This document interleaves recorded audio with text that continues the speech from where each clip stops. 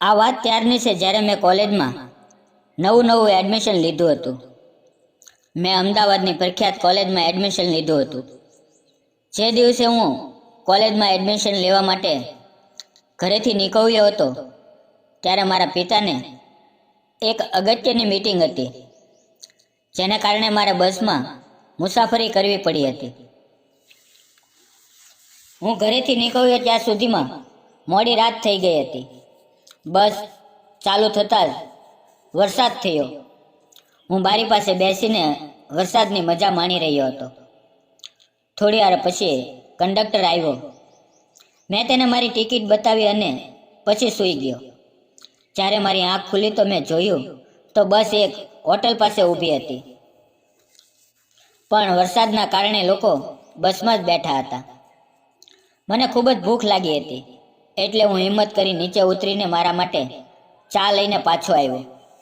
ત્યારે મેં જોયું કે મારી સીટ પર એક મહિલા બેઠી હતી. તેને મારી સીટ પર બેઠેલી જોઈને હું ચોંકી ગયો. તેણે મને જોયો અને કહ્યું, મારી સીટ ઉપર પાણી પડી રહ્યું છે, તેથી હું અહીં બેસી શકું? હવે મેં હા માં પોતાની ગરદન હલાવી અને એની બાજુમાં બેસી ગયો.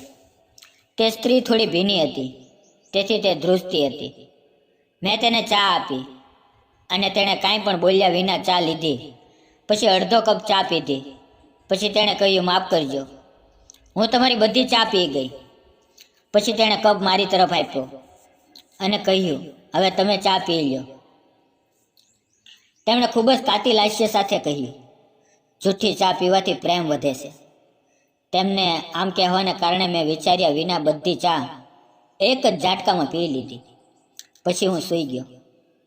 બસ ફક્ત 15 મિનિટ ચાલી હશે કે તે મારા પગ પર સૂઈ ગઈ. મને લાગ્યું કે તેને ઊંઘ આવી ગઈ છે. હું શાંતિથી બેસી રહ્યો. હવે તે પોતાની જાતને રોકી ન શકી અને તેણે કહ્યું, આજે રાત્રે આપણે હોટલમાં રોકાઈએ.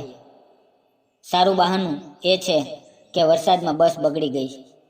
મેં હા પાડી. પછી તેણે તરત જ તેના પતિને ફોન કર્યો. તે મુંબઈમાં એક કંપનીમાં કામ કરતો હતો. તેણે તેમને કહ્યું કે ઘરે મારા સાસુ અને સસરાને જણાવી દેજો કે તેની બસ રસ્તામાં બગડી ગઈ છે, તેથી આવવામાં મોડું થશે અને તે કાલે સવારે બીજી બસ પકડીને આવશે. તેના પતિએ પણ તેને સારી હોટલમાં રહેવાની સલાહ આપી. ગમે તેમ કરીને હું હોસ્ટેલ જવા નીકળી ગયો હતો, એટલે જ મને કાંઈ ઉતાવળ નહોતી. આગલા બસ સ્ટોપ પર બસ ઊભી રહી. વરસાદ હજુ પણ ચાલુ જ હતો, પરંતુ હવે અમે બંને વરસાદની પૂરી મજા લઈ રહ્યા હતા. પછી ખ્યાલ આવ્યો કે પહેલાં હોટલ સુધી જવા માટે રિક્ષા કરી લઈએ, જે હોટલ સુધી લઈ જાય. પછી અમે રિક્ષા ચાલકને કહ્યું કે અમને કોઈ સારી હોટલમાં લઈ જા. અમે ફરીથી આનંદમાં આવી ગયા. રિક્ષા જલ્દી હોટલે પહોંચી ગઈ. અમે બંને સાવ ભીંજાઈ ગયા હતા. જ્યારે હું રિક્ષા ચાલકને પૈસા આપતો હતો ત્યાં સુધીમાં તેણે હોટલ રૂમ તેના નામે કરાવ્યો. તે સંપૂર્ણપણે ભીંજાઈ ગઈ હતી. હોટલનો સ્ટાફ તેની સામે જોઈ રહ્યો હતો. જ્યારે મેં તેને મારી તરફ બોલાવી ત્યારે બધા અમને બંનેને જોવા લાગ્યા. હવે તે ખૂબ જ ખુશ થઈ ગઈ. પછી અમે બંને અમારા રૂમમાં પ્રવેશ્યા. રૂમમાં દાખલ થતાં જ તે રડવા લાગી. મને લાગ્યું કે હવે કંઈક થશે નહીં, પરંતુ તે બિચારી પોતાની જાતને સંભાળી અને કહેવા લાગી, મારા પતિ મુંબઈમાં નોકરી કરે છે. તે 6 મહિનામાં એક જ વાર આવે છે. અમારા 2 બાળકો છે, બંને હોસ્ટેલમાં ભણે છે. મારું જીવન 2 રંગ બની ગયું છે. મેં તેમને જોરથી ગળે લગાવીને કહ્યું, હું તારી જિંદગીમાં રંગ ભરી દઈશ. ગળે લગાવતાની કારણે મને તેની પોતાની છાતી પર અનુભવ થઈ રહ્યો હતો. ત્યારબાદ અમે બંને એકબીજામાં ખોવાઈ ગયા અને એવું તોફાન ઊભું થયું કે અમને બંનેને શાંત થતાં લગભગ 2 કલાક જેટલો સમય લાગ્યો. એવું લાગતું હતું કે બિચારી ઘણા સમયથી અધૂરી છે. પછી તે ગાઢ નિંદ્રામાં સૂઈ રહી હતી.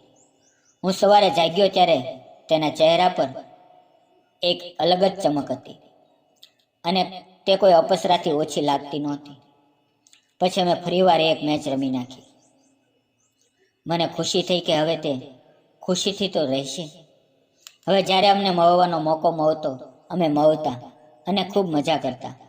મિત્રો, વિડીયોને લાઇક કરી ચેનલને સબસ્ક્રાઈબ કરવાનું ભૂલતા નહીં. વિડીયો પૂરો જોવા બદલ આપ સૌ મિત્રોનો ખૂબ ખૂબ ધન્યવાદ મિત્રો.